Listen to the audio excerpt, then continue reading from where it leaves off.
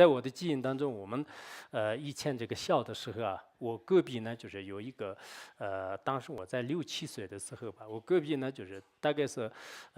也是跟我就是跟我特别好的一个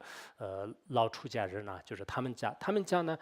每一年就是在这个过年的时候，就是有一个唐卡，就是这个唐卡呢，就是杜牧这个像的，还有其他的几尊唐卡，但是他每次那个过年，就是也就是在30号的，就是早上到晚上呢，就是他们如果没有什么出现其他意外的话呢，一天都是可以把这个唐卡呢，就是摆在这个家里面，就是我们附近的可能大概有六七家吧，就是6、7家，我们当时是放那个放那个牦牛啊，就然后就是我们就是一起的大概是有6、7家，就是我记得是7家，就是有7个家。然后呢，在他们家的把这个杜牧像呢，就是在30号的时候，就是摆在这个自己的那个帐篷里面，就是那个时候只有这个条件。然后我们很多包括这个小孩啊，包括很多大人的话呢，就是来去这个朝拜。其实那个时候应该是在大概是这个就是60年末就70年代吧，就是在那个时候，在那个时候的话呢，在我的印象当中呢，我看到这个杜牧像的时候，就非常非常的这个欢喜啊，就是每次都是我们盼望，就是什么时候明年的这个30号啊，就是过年的时候，我们可以有见这个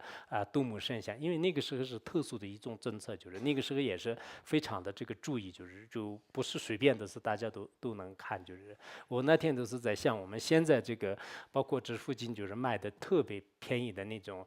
就是杜牧像啊，就是不是很贵的，就是那些杜牧这个唐卡的话呢，现在就是有很多上面的那些花纹呐、就是金色啊，就是那种金线的话呢，就是远远超过原来他们的那种唐卡。但是那个时候的话呢，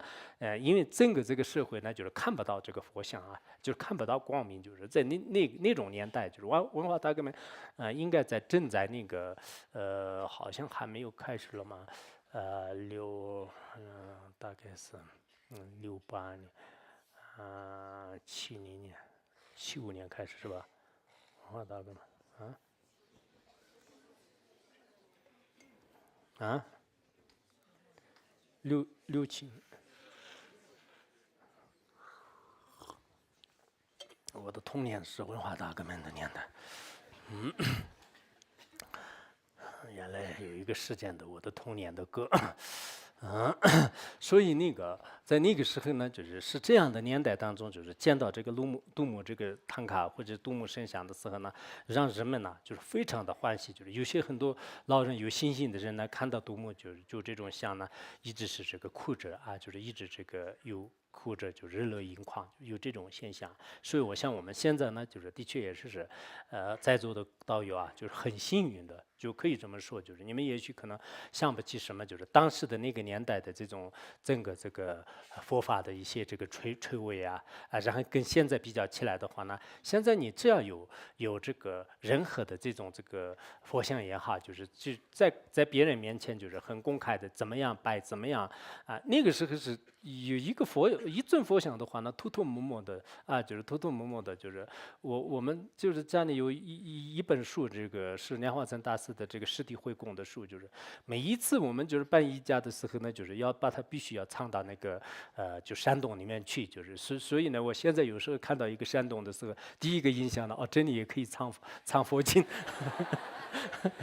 因为那个时候呢，他们就要求让我去照那个山洞，就是我们就刚刚到一个地方的时候呢，父母就要求就是你去到山上去看有没有这个藏佛经的这个小山洞，就是然后到处都去，到处都去，就是这样的一个。现在我们拿多少个经书啊，就是这样的话呢，就是也没有什么这个就是。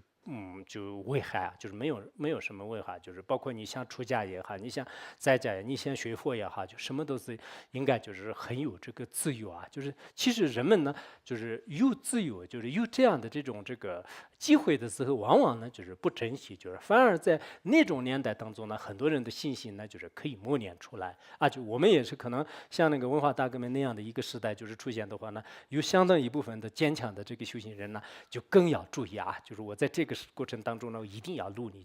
但是越来越放松啊。比如说有上师、有道友、有佛法，什么佛经呢？所有的这些因缘随缘，条件具足的时候呢，人们反而就没有这个珍惜啊，没有一种难得之感啊。就说实话，没有难得之感。所以呢，仅仅是一个独木像呢，也可以回忆起，对我个人来讲有很多的这种这个有意义的，有一些这个经历啊，有意义的一些经历。我想我们在座的人以后应该在自己的弘扬佛法或者是这个修学的过程当中呢，希望把它看作是一个最主要的一个本尊啊，或者说这个空性来这个医治空性来这个医治。本身我们这个21度母瞻呢，是释迦牟尼佛现为这个毗卢遮那佛的形象来为这个文殊菩萨所宣讲的，应该后面的小字里面是有的。所以呢，经常也是这个楞严诵啊，经常祈祷，可能我们这个翻译的小字里面不一定有，但是度母序里面应该有，所以呢，说，这个实际上这个度母呢，是30诸佛的这个父母啊，30诸佛的这个父母。因此，我们这个祈祷的话呢，应该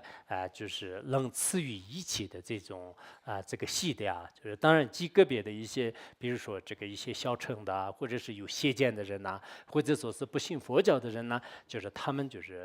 在他们的眼里是可能另一种现象，但这个是没有办法的啊。就我们实践当中的，比如说黄金也是在对有些没有福报的人的这个眼里的话呢，他也是不会动到它的价值，所以这是在实践当中诸如此类的这个比喻呢，相当多的，所以我在这里呢也不光说。